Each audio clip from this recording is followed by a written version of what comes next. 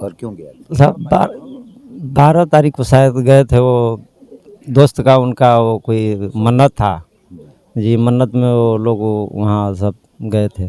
अच्छा, पशुपतिनाथ मंदिर में कुछ मन्नत था जी वहाँ। दोस्तों, मैं हूँ इस समय गाजीपुर में, और गाजीपुर में मैं एक ऐसी जगह पे हूँ दोस्तों जहाँ अभी अभी आपने हाल ही में समाचारों में सुना होगा कि नेपाल में एक विमान दुर्घटना में गाजीपुर ज़िले के 4 बच्चों की मौत हो गई। आज मैं जहूराबाद में हूँ दोस्तों, जहूराबाद के एक छोटे से गांव में हूँ। यहाँ पर अनिल राजभर नाम का जो बच्चा था, जिसकी उम्र अभी 26-27 साल थी, वो भी उस विमान दुर्घटना में जो है उसकी भी मौत हो चुकी है। और आज हम उसके चाचा से बात करेंगे और बहुत कम समय लेंगे इनका। भैया, क्या नाम है आपका? विनोद कुमार राजभर। विनोद कुमार जी, एक बात बताइए, ये घटना, ये आपका बच्चा जो था, आपका भतीजा, क्या नाम था इसका? अनिल कुमार राजभर। अच्छा, अनिल राजभर, ये कब गया था यहाँ से और क्यों गया? सब 12 तारीख को शायद गए थे। वो दोस्त का उनका वो कोई मन्नत था जी, मन्नत में वो लोग वहाँ सब गए थे। अच्छा, पशुपतिनाथ मंदिर में कुछ मन्नत था जी वहाँ। तो उसी के लिए गए थे जी वहाँ। और घूमने फिरने का भी उद्देश्य रहा? जी, घूमने फिरने का भी उद्देश्य था। अच्छा, इनके परिवार में, अनिल के परिवार में कौन कौन? अनिल के परिवार में उनके माताजी हैं, उनके पिताजी हैं, उनके बड़े भाई हैं, 2 भाई थे वो लोग। हमने सुना माता जी की हालत बड़ी खराब। माता जी का हालत ख़राब है। वो जब से सुनी है तभी से वो रो रही हैं, दांत लग जा रहा है, बेहोश हो जा रही हैं। अभी तक कौन कौन आया है मौके पर यहाँ? अभी मौके पर साहब अभी तो विधायक कोई नहीं आया है यहाँ पे। बाकी पुलिस आई थी, मजिस्ट्रेट का गाड़ी आया था रात में। लोग कुछ बोल रहे हैं क्या? अब बोले नहीं साहब, कुछ लिखा पढ़ी करके गए यहाँ से। और इनके पिताजी कहाँ हैं, अनिल राजभर? अनिल राजभर के पिताजी गए हैं डीएनएस चेक कराने के लिए, वो लोग ले गए हैं उनको गाजीपुर शायद। देखिए दोस्तों, हम आपको बताते चलें कि चूंकि वो बच्चे जो कि विमान दुर्घटना में जले हुए हैं, जल करके मरे हुए हैं, तो डेड बॉडी को पहचानने के लिए डीएनए टेस्ट कराना बहुत ज़रूरी है।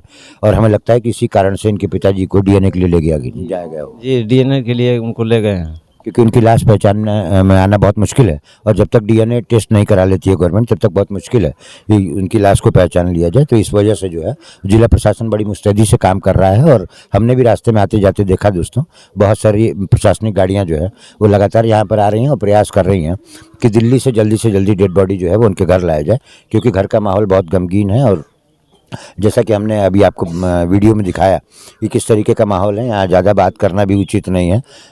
भाई जी, ये कितने भाई हैं इनके पिताजी? इनके 2 भाई हैं। पिताजी तो हम लोग 3 भाई, 4 भाई थे, एक मर गए।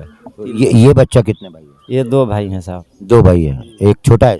नहीं, यही छोटा था। ये छोटा था। और इससे बड़ा वाला क्या करता? और साहब यानी उन्हें मेहनत मजदूरी। अच्छा, बाहर नौकरी करता। जी।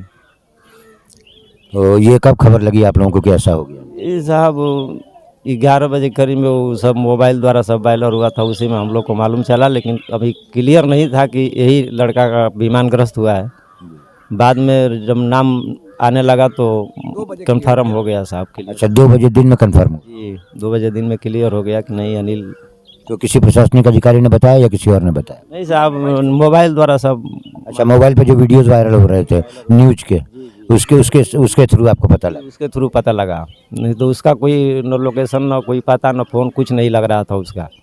हाँ, घर से बताए हुए भी गया था। देखिए दोस्तों, अनिल राजभर की दुकान हमने आपको दिखाई वीडियो में। वो दुकान जहूराबाद चट्टी पर है, जो कि गाजीपुर में ही है। वहाँ पर वो छोटा मोटा काम करके इंटरनेट से और किसी तरीके से अपने परिवार का जीवन यापन कर रहा था। परिवार में कमाने वाला वही था? परिवार में कमाने वाले वही थे, वही पूरा परिवार को वही चलाते थे, पूरा खर्चा बर्चा। पिताजी क्या करते हैं? पिताजी भी वही दुकान पे बैठे रहते थे, पान का दुकान है, थोड़ा जनसेवा के। जी, बगल में ही पान की दुकान भी है। वही पे पिताजी बैठते थे और पान लगाते थे। और 2-4 मंडा जमीन है, वो भी करते थे खेती। जी, थोड़ी बहुत खेती बाड़ी है। थोड़ी बहुत 2-4 मंडा खेती है। देखिए दोस्तों, एक भाई जी हैं, इनसे हम थोड़ा सा बातचीत करेंगे। ये भाई जी जो है वो नियर अबाउट अनिल राजभर की जहाँ दुकान पर है उसी के जस्ट पड़ोसी हैं। क्या हाँ बोलिए। नाम है आपका? रामनारायण गुप्ता। तो गुप्ता जी, अभी आप बता रहे थे कि आपका बच्चा भी उसी टूर पर जाने वाला था नेपाल, और अचानक वो नहीं गया, क्या बात? बड़ी अच्छी बात है, वो नहीं गया। ये लोग तो कह रहे थे वो नहीं गया। अच्छा, क्या कारण पड़ गया? नहीं, हम लोग मना कर दिए।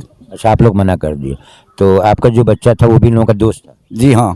तो उसका भी प्लान था नेपाल घूमने का? जी हाँ। तो उसके वो शादीशुदा है कि कुंवारा है? शादीशुदा है, कितने बच्चे हैं? 4 बच्चे।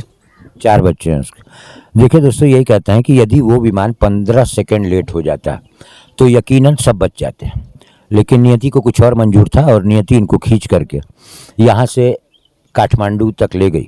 वहाँ से जो है पोखरा तक की यात्रा इन्होंने स्टार्ट की, और पोखरा जो एयरपोर्ट है वहाँ पर लैंड होने से लगभग 15 सेकंड पहले जो है विमान जो है वो क्रैश हो जाता है, और क्रैश होने के बाद उसमें आग लग जाती है, और आग लगने के बाद कौन कहाँ जाता है इसका कोई पता नहीं चलता।